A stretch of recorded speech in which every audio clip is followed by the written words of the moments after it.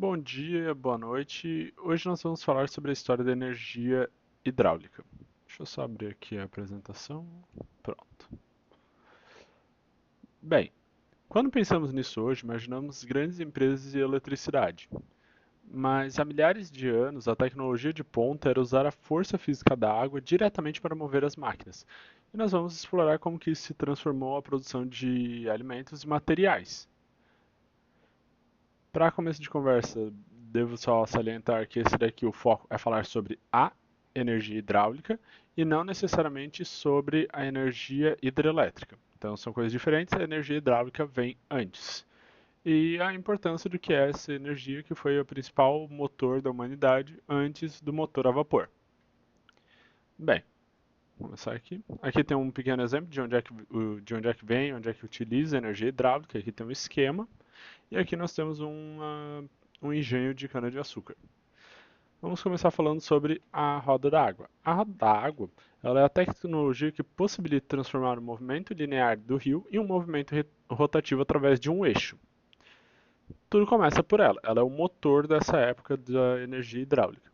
Existem basicamente dois tipos, que é a água que empurra por baixo, que é o undershot, que é esse tipo aqui, que é usada em rios planos em que a água cai por baixo. Ela cai por cima. E ela é muito mais forte. Opa, pera. Ela é muito mais utilizada em rios planos. Já a que cai por cima, a overshot, ela é muito mais forte porque ela utiliza o peso da água em gravidade, que é além da velocidade normal do fluxo de água. Então, nesses casos, quando ela é ligada diretamente no rio, plano e tal, é geralmente utilizado esse tipo aqui, que é o undershot. Já quando ela está sendo utilizada em uma queda ou em algum eixo mais longe do rio, geralmente eles utilizam a overshot. Mais para frente a gente vai ter imagem exemplificando isso. E é basicamente esse eixo aqui no meio que movimentava as outras peças, como os altafonas, que possibilitavam a utilização de máquinas. E bem, é basicamente isso que era a roda da água.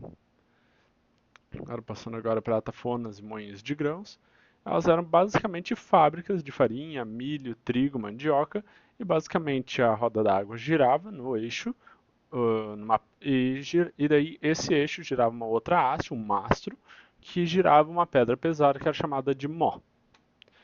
A aplicação mais antiga e vital é a produção de farinha, dentro dessas questões da energia hidráulica, e na atafona a energia faz a água virar uma pedra que é chamada de mó, que é essa pedra aqui.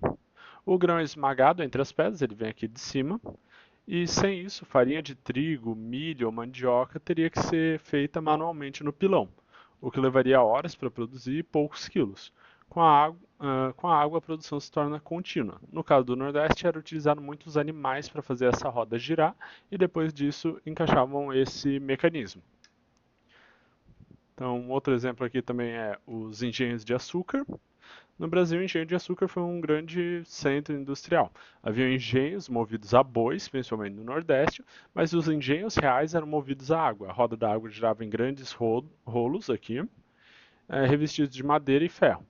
Isso permitia esmagar a cana com muito mais pressão, extraindo o caldo e produzindo açúcar em escala para exportação, como a gente pode ver aqui, ó.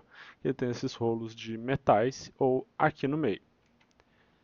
Além disso, temos mais então também uma outra aplicação que era os engenhos de arroz ou sistemas de pilões. Pilões é essa imagem aqui da direita e a casa de pilões ou então o monjolo é isso aqui. Bem, basicamente, para o arroz o processo é diferente. Nós não queremos farinha, a gente quer apenas estirar a casca. Para isso, a roda da água ela não girava uma pedra, ela vinha aqui por cima, fazia esse eixo afundar pela gravidade, levantava esse martelo e deixava cair batendo no arroz.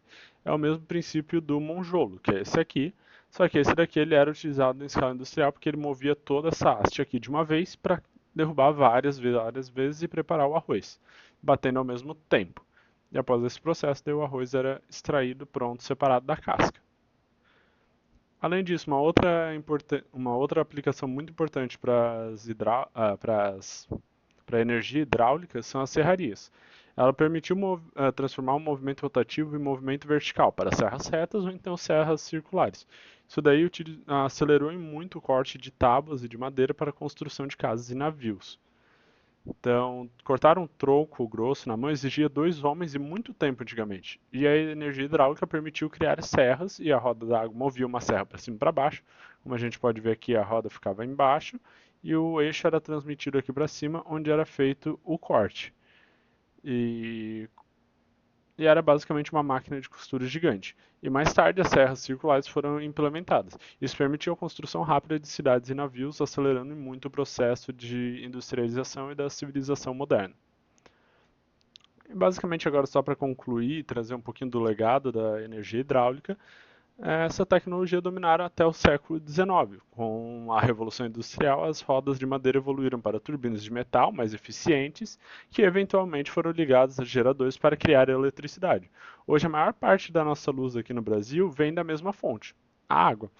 Mas não preciso mais morar à beira do rio para usar essa energia. Hoje em dia, ela é transmitida através dos cabos de energia.